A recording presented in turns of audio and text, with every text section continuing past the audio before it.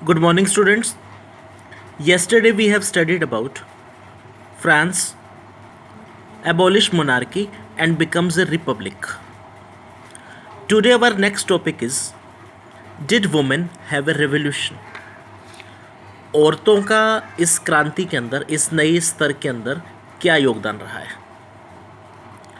तो पीछे हम अभी तक पढ़ चुके हैं कि भूखमरी काफ़ी ज़्यादा फैल चुकी थी, लोगों के लिए जीवन निर्वाह करना काफ़ी मुश्किल हो जाता है, पैसे की तंगी रहती है और दूसरी कंडीशंस भी इन लोगों के साथ बनी रही, दास्यता या और दूसरी चीज़ें। एक्टिव और पैसिव दो तरह की सिटीजनशिप्स की पीछे बात पढ़ी हमने पीछे, जिन्हें वोटिंग देने का राइट्स होता था। तो होता क्या था कि 25 साल से उम्र के ज़्यादा लोग जो होते थे, इससे ऊपर की उम्र के लोग, उनको वोट देने का राइट होता था, और वो भी कुछ गिने चुने लोग, और लेडीज़ के लिए वो चीज़ नहीं थी। तो अब किस तरीके से वुमेन की जो कंडीशंस हैं वो चेंजेस हुई हैं, कैसे उनका रोल रहा है यहाँ पे।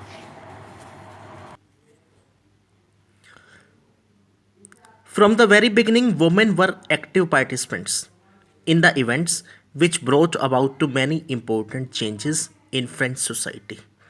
तो शुरू में क्या रहा, औरतों ने काफ़ी ज़्यादा अपनी सक्रिय भूमिका यहाँ पे निभाई, और इस उम्मीद के साथ कि सिचुएशन जो है ना जल्दी से चेंजेस होंगी, उनका जीवन स्तर, उनका लेवल जो है सुधर जाएगा। They hoped that their involvement would pressurize the revolutionary government to introduce measures to improve their lives. Most women of the third caste had to work for a living. They worked as seamstress, laundress, sold flowers, fruits, and vegetables at the market, or were employed as domestic servants in the houses of prosperous people. अलग अलग तरह से इनको काम करना पड़ा। Most women did not have access to education और job training. तो इन्हें कोई अनुमति नहीं होती थी पढ़ने लिखने की। ओनली डॉटर ऑफ नोबल्स और wealthier members of the third estate could study as a convent, after which their families arranged a marriage for them. Working women had also to care for their families, that is, cook, fetch water, queue up for bread, and look after the children. ज़्यादातर औरतों को क्या कहा जाता था कि सिर्फ आपके ऊपर क्या है, घर की जिम्मेवारी, खाना बनाना, बच्चों का पालन पोषण करना और दूसरी चीज़ें, और पढ़ने लिखने का काम जो है बहुत ही कम लड़कियों के लिए था। ज़्यादातर उनकी शादी कर दी जाती थी। Their wages were lower than those of men. पैसे का जो रोल है, वेजेस जो उनको मिलती है, मजदूरी, वो भी आदमियों की बजाय काफ़ी कम मिलती है। पीछे हमने एक चीज़ और भी पढ़ी है, जैकोबिन क्लब्स और इस तरह के कुछ और क्लब्स भी बनाए गए थे जहाँ पर पॉलिटिकल इश्यूज़ के ऊपर डिस्कशंस किए जाते थे। तो अब औरतों ने अपना स्तर बढ़ाने के लिए, अपना लेवल इंक्रीज करने के लिए अपने लिए अलग से पॉलिटिकल क्लब्स भी बनाए यहाँ पे, in order to discuss and voice their interest. Women started their own political clubs and newspapers. About 60 women's club came up in different French cities. The Society of Revolution and Republican Women was the most famous of them. तो ये दो ऐसे clubs हैं जो इस नाम से यहाँ पे चले और काफ़ी ज़्यादा प्रसिद्ध भी रहे हैं। एक चीज़ हमने पीछे और भी पढ़ी है, एक्टिव और पैसिव दो तरह की सिटीजनशिप्स होती थी। तो वही चीज़, women were disappointed that the constitution of 1791 reduce them to passive citizens. They demand the right to vote, to be elected to the assembly, and to hold political office. Only then they would their interest be represented in the new government. अब इसके बाद थोड़ा सा इनके level के अंदर सुधार लाने के लिए काफ़ी सारे चेंजेस हुए। स्कूल्स जो थे या स्कूलिंग एजुकेशन जो थी वो कंपलसरी कर दी जाती है। अपनी शादी अपनी मर्ज़ी से कर सकती हैं, डाइवोर्स ले सकती हैं, जॉब कर सकती हैं। इन सब चीज़ों के लिए इन्हें थोड़ा सा रिलैक्स दिया गया, एक रिलैक्सेशन इनको प्रोवाइड हुई। The revolutionary government did introduce law, helped improve in the lifes of lives of women. Together with the creation state schools, schooling was made compulsory for all girls.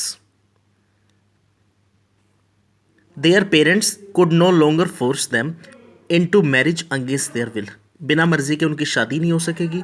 And divorce was made legal and could be applied for by women and men both. तो दोनों ही इसके लिए apply कर सकते हैं अब. Women could now train for jobs, could become artist और run small business. छोटा मोटा कोई उद्योग धंधा जो है वो भी चला सकती है. पीछे हमने एक चीज़ और भी पढ़ी. रेन ऑफ टेरर का जो टाइम था तो उस समय कुछ कंडीशंस लगाई गई. उन्हीं में the new government issued laws ordering closure of women's club and banning their political activities. तो ये लोग जो क्लब चला रही थी महिलाएं, तो इस तरह की गतिविधियों के ऊपर जो है अब एक रोक लगा दी गई है. Women's movements for voting rights and equal wages continued through the next 200 years in many countries of the world. अगले 200 सालों तक यही डिमांड इन औरतों की जो है चलती रही, इन लोगों की, कि हमें आदमी के बराबर जो है अधिकार मिलने चाहिए और उन्हीं के बराबर जो है मुआवजा या जो भी दैनिक भत्ता जो है, वेजेस है, मजदूरी है, वो भी प्रोवाइड की जानी चाहिए. अब शुरुआत हुई कब से, लेकिन जाकर के मिली है वो हमें 1946 के अंदर. लगभग 200 साल से ज़्यादा का समय इसमें बीत चुका है. राइट फॉर वोटिंग यहां पे हमें मिला है जो. The fight for the vote was carried out through an international suffrage movement during the late 19th and early 20th centuries.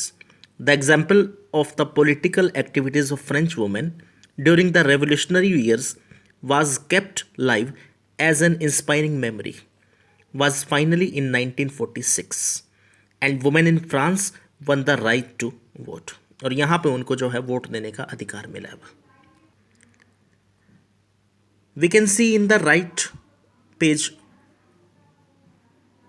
a blue box, the life of a revolutionary woman, Olympe de Gouges, 1748 to 1793.